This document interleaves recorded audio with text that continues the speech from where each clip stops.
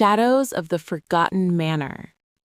In the misty hills of Eldritch Hollow, where the wind whispered secrets through ancient oaks, lived a young woman named Elara Voss. At 28, she was a ghost of her former self, haunted by the sudden disappearance of her parents 5 years ago. They had vanished without a trace during a stormy night, leaving behind only their sprawling, decrepit manor on the edge of town. Elara had inherited it all: the crumbling walls, the overgrown gardens, and the gnawing void in her heart. Elara worked as a librarian in the nearby village, surrounded by books that offered escapes she desperately craved. But no story could fill the emptiness. Her days blurred into nights filled with restless dreams, visions of her mother's warm smile fading into shadows, her father's stern voice echoing warnings she couldn't decipher. "Stay away from the attic," he'd say in those dreams, his eyes wide with unspoken terror. One crisp autumn evening, as golden leaves danced in the breeze, Elara received a letter. It was slipped under her door at the library. No stamp, no return address. The envelope was yellowed as if aged by time and sealed with a wax emblem she recognized instantly: the Voss family crest, a raven perched on a thorny branch. Her hands trembled as she tore it open. Inside, a single sheet of parchment bore elegant, looping script. "Dearest Elara, the truth you seek lies buried in the heart of the manor, but beware, the shadows guard their secrets fiercely. Come at midnight when the veil thins. Follow the light. A friend from the past." Her pulse raced. Who could this be? A prank? Or something more? The manor had been abandoned since that fateful night, its doors locked by her own hand. Yet curiosity clawed at her, mingling with the grief that had become her constant companion. That night, under a canopy of stars, Elara drove the winding road to the manor. The old Victorian house loomed like a sentinel, its windows dark eyes staring back. She parked her car and approached the front door, key in hand. The lock clicked open with eerie ease, as if welcoming her home. The air inside was thick with dust and memories. Floorboards creaked under her feet as she flicked on a flashlight, its beam cutting through the gloom. The living room was frozen in time, her mother's knitting basket still by the armchair, her father's pipe on the mantel. Tears welled in Elara's eyes. "Why did you leave me?" she whispered to the empty room. Remembering the letter, she glanced at the grandfather clock in the hall. It was 11:55 p.m. Midnight approached. "Follow the light," it said. But what light? As the clock struck 12, a soft glow emanated from the staircase leading upward. Elara's breath caught. It wasn't her flashlight. It was a faint, ethereal luminescence pulsing from the upper floors. Heart pounding, she ascended, each step amplifying the suspense in her chest. The glow led her to the second floor, past her old bedroom, to a door she hadn't noticed before. No, that couldn't be right. She'd explored every inch of this house as a child. Yet there it was, tucked in a shadowed alcove, its handle ornate and untouched by dust. With a deep breath, she turned the knob. The doors swung open to reveal a narrow staircase spiraling upward to the attic. Her father's warning echoed in her mind: "Stay away." But the light beckoned, pulling her like a moth to flame.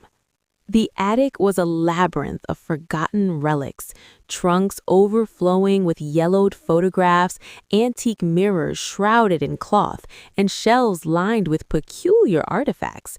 The glow intensified, centering on a large ornate chest in the corner. It was locked, but as Elara approached, the lock clicked open on its own. Inside, amid layers of silk, lay a leather-bound journal. Her mother's handwriting graced the cover: Elara's Legacy. Trembling, she opened it. The first entry dated back 30 years. "Today we brought home our miracle, Elara. But the doctor warned us her birth was no ordinary event. The ritual worked. But at what cost? The shadows stir. Ritual? Shadows? Elara's mind reeled. Flipping pages, she found sketches of strange symbols, accounts of midnight ceremonies, and references to a family curse tied to the manor. Her parents weren't who she thought. They were guardians of something ancient, something dark. A sudden chill swept the room. The glow flickered, and Elara heard footsteps below. Not her imagination. The creaks were deliberate, ascending the stairs. "Who's there?" she called, voice quivering.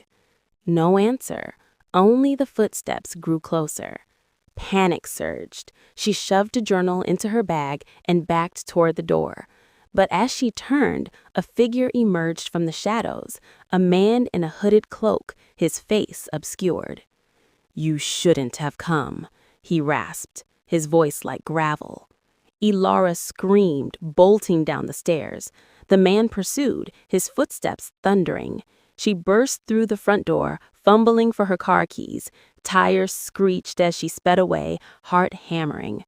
Back in her apartment, safe for now, Elara pored over the journal. Entries grew frantic. "The entity demands a sacrifice every generation. We thought we could break the cycle with Elara, but it's awakening. If we fail, it will claim her." What entity? And who was that man? Friend or foe? The next day, Elara couldn't shake the dread. At the library, she researched the Voss family history. Whispers of occult ties surfaced, rumors of disappearances linked to the manor for centuries. Her great-grandparents had vanished too, under similar circumstances. As evening fell, another letter arrived, this time at her home. "You've awakened it. Return to the manor tonight, or lose everything. The ritual must be completed." Terror gripped her, but so did resolve. She had to uncover the truth, for her parents, for herself. Driving back, the manor seemed alive, windows flickering with unnatural light. Inside, the air hummed with energy. The hooded man waited in the living room. "Who are you?" Elara demanded, clutching a fireplace poker. He lowered his hood, revealing a face weathered by time. Her uncle, Elias, whom she thought dead. "Elara," he said, eyes filled with sorrow. "Your parents didn't disappear. They sacrificed themselves to contain the entity, a shadow being bound to our bloodline. But you're the key to freeing us all." Before she could respond, the floor trembled. Shadows coalesced into tendrils, wrapping around Elias. He screamed as they pulled him into the darkness. "Elara, run!" were his last words. But she couldn't. The shadows turned to her, whispering promises of reunion with her parents. The journal burned in her bag, its secrets unfinished. As the entity closed in, Elara felt a pull, a connection. Was this her fate? To be continued.